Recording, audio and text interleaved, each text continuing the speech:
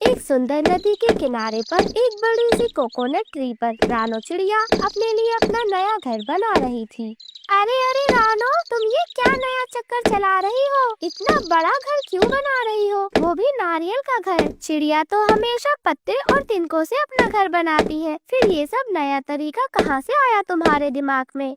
मिट्ठू भैया, आपको याद है जब पिछली बार तूफान आया था तो क्या हुआ था? उस वक्त कितनी तेज आंधी चल रही थी। उस तेज बारिश के पानी ने कितने छोटे छोटे घोंसलों को बहा दिया था। इसलिए मैंने सोचा है कि क्यों ना इस बार मैं ऐसा घर बनाऊं जो ज्यादा से ज्यादा मजबूत हो, जो आंधी तूफान बारिश सब कुछ झेल सके।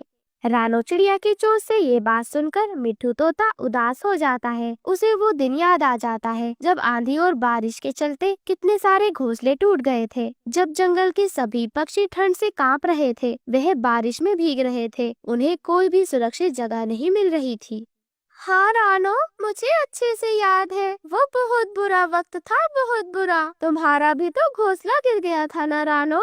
फिर रानो चिड़िया आसमान की ओर देखते हुए कहती है, हाँ मिट्ठू भैया, वो रात मुझे आज भी याद है। मैंने अपनी आंखों के सामने सब कुछ खो दिया। बारिश की इन तेज बूंदों ने मेरी माँ को गिरा दिया और मैं कुछ भी ना कर सकी। वो मेरी छोटी सी दुनिया थी जो एक पल में उजड़ गई।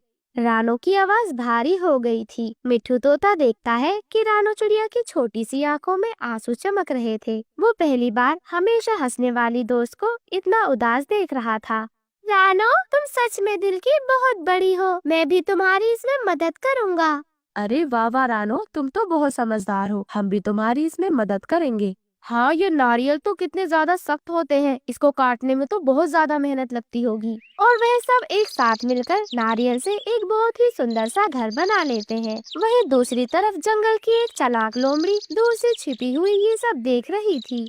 आहा, ये जगह तो कमाल की लग रही है। बारिश से बचने के लिए एकदम सही। ठंडी हवा भी यहाँ तक आ नहीं पाएगी और सबसे बड़ी बात, यहाँ मुझे भरपेट दावत मिलने वाली है।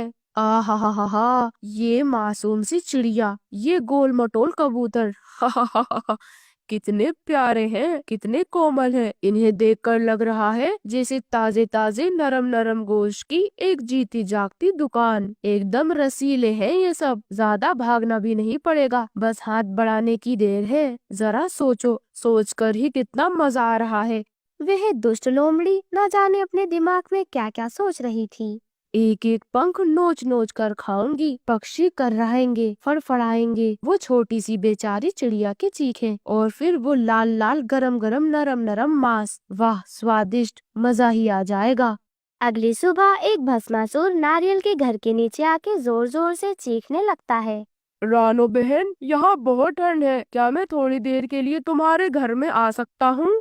नहीं भस्मासुर भाई, ये घर सिर्फ चिड़िया और उसके दोस्तों के लिए है, और वैसे भी ये एक नारियल का घर है, तुम इसमें कैसे ही आओगे? अरे मैं तो सिर्फ थोड़ी देर की बात कर रहा हूँ। तुम सब तो कितने दयालु हो, एक छोटी सी जगह भी नहीं दोगे क्या? हमें पता है तुम कितने ज्यादा चालाक हो, हमें बेवकूफ मत बनाओ। चुपचाप तुम नीचे रहो और घास में छुपकर बैठे रहो, समझे चालाक लोमड़ी? हमें मालूम है तुम हमारा शिकार करना चाहते हो। भला कोई लोमड़ी छोटे से नारियल के घर में कैसे आने की सोच सकती है? बेवकूफ समझाए क्या हमें?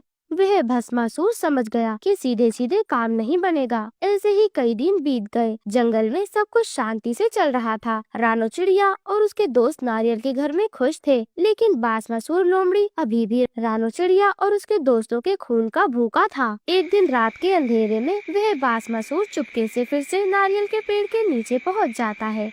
मैं इतनी आसानी से हार नहीं मान सकता, नहीं, कभी नहीं। अगर ताकत से नहीं जीत पाया तो अब चालाकी से ही जीतूंगा, धोखे से, छल से, और फिर मैं इन नन्हे मासूम परिंदों को अपना भोजन बना लूंगा। हाँ, उनकी नन्ही नन्ही टांगे, उनकी नरम नरम पंख, जब मैं उन्हें अपने नुकीले पंजों में दबाऊंगा, उनकी टहनी जैसी पतली पतली हड्डियां चटकेंगी, और फिर उनका नरम रसीला मांस, आहा, मजा आ जाएगा। और फिर उसने पेड़ के चारों ओर घूमकर देखा और एक नया प्लान बनाया। फिर वह पास की झाड़ियों में जाकर छुप जाता है और उसने अपने पास में ही कुछ भोजन पक्षियों को फंसाने के लिए डाल दिया। अरे रानो, घर में भोजन खत्म हो गया है, मैं भोजन लेने जा रहा हूँ।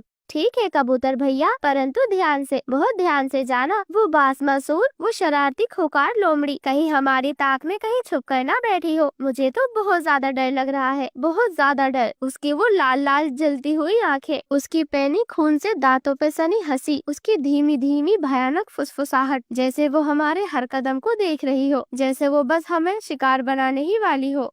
तुम्हें याद है ना, पिछले हफ्ते चंपा चिड़िया भी ऐसी ही उड़ी थी और फिर वह कभी लौट कर नहीं आई। वो कहती थी बस थोड़ी देर के लिए जा रही हूँ, जल्दी लौट आऊंगी। लेकिन हम सब ने सुना था उस रात उसकी आखिरी थी और फिर एक भयानक सन्नाटा। बुलबुल बहन, मैं नहीं चाहती कि फिर से वही हो। मैं नहीं चाहती कि हम में से कोई भी गायब हो। हमारी टहनियाँ पहले ही सूनी हो गई है। मत जाओ, अगर जाना ही है तो बेहद संभाल कर जाना, बहुत ज्यादा संभाल कर। बंटी कबूतर डरते हुए भोजन की तलाश में निकल जाता है। वो भी रानो की बातें सुनकर बहुत ज्यादा डर गया था। उड़ते उड़ते उसे भोजन दिखाई देता है।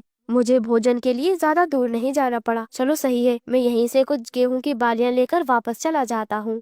और जैसे ही बंटी कबूतर उड़ने वाला था, तभी तेज पैने नाखूनों से वह उसे दबोच लेती है।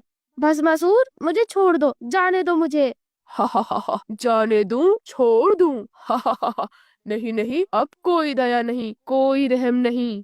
वह भस्मासुर उस बंटी कबूतर को अपने बड़े बड़े नाखूनों से उसे खा जाता है। ऐसे ही शाम हो जाती है। शाम तक जब बंटी कबूतर वापस घर नहीं लौटता तो रानो चिड़िया बहुत परेशान हो जाती है। मुझे तो डर लग रहा है, कहीं बंटी भैया उस भस्मासुर का शिकार तो नहीं बन गए होंगे। एक दिन जब जंगल के सभी पक्षी सो रहे थे, तभी नारियल के घर के नीचे से वह दुष्ट लोमड़ी एक बड़ा सा गड्ढा खोद लेती है और फिर वह नारियल के पेड़ को हिलाना शुरू कर देती है।